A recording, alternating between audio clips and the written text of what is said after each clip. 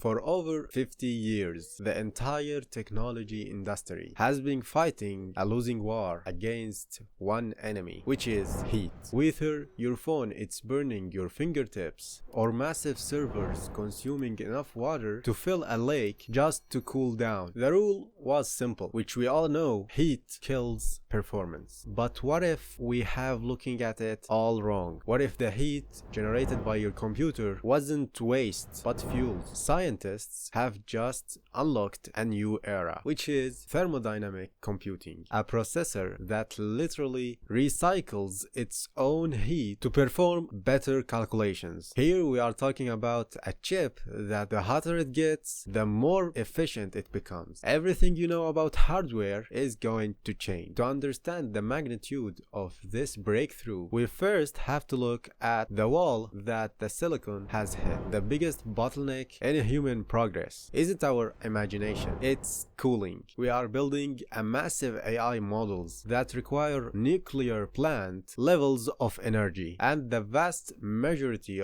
of that energy is simply wasted as heat noise. It's inefficient, it's expensive, and it's hitting a dead end. And this is where thermodynamic steps in to rewrite the script. Instead of viewing heat as a glitch or a byproduct that we need to fight with expensive liquid cooling and giant fans, this new architecture treats heat as a resource. We are moving away from the rigid, cold logic of traditional transistors and moving towards systems that mimic the laws of thermodynamics itself. Or we can say that it is a transition from calculating to evolving solutions using the natural flow of energy. Today we are not just talking about a faster chip, we are talking about a biological-like efficiency that could shrink a room-sized supercomputers into the palm of your hand. Now let's dive deep into the mechanic of how heats become logic. To truly understand the gravity of this breakthrough, we have to look at the one law of physics that has held technology back for decades, the second law of thermodynamics. Traditionally, this law dictates that whenever you process information, you actually generate entropy waste heat, and which it is the unavoidable tax that we have to pay for the performance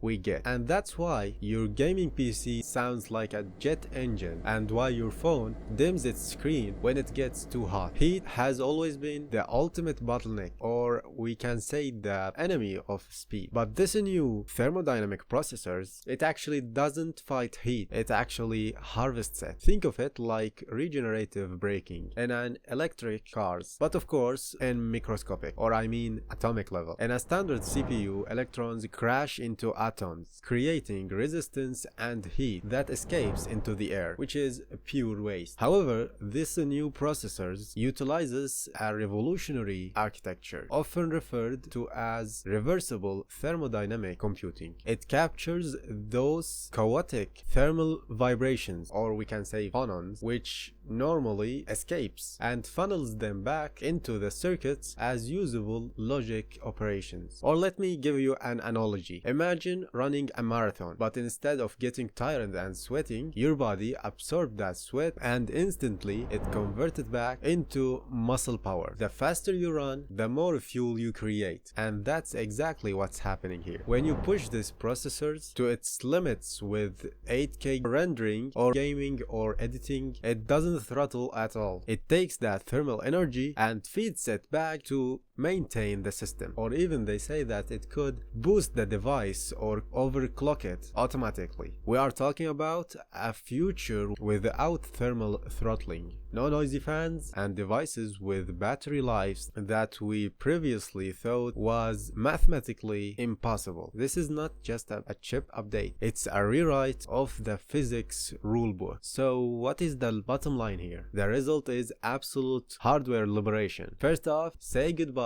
for a bulky PC tower and screaming fans. Manufacturers will finally be able to build high-performance gaming laptops that are as thin as a tablet, completely sealed with zero vents. Why? Because the heat is no longer a byproduct, it's a resource. Imagine holding your phone, running heavy apps or AAA games for hours, and it stays perfectly cool. And which even better, the battery life skyrockets because you are not bleeding energy as heat, you are recycling it. And when we come to the global scale, the impact is even crazier. As we talked previously about the performance of the data centers and how much they consume just for cooling, data centers that currently drain small cities worth of electricity just for air conditioning could run passively. We are looking at a future where the term of overheating becomes absolute history, a future where thermal throttling is a myth,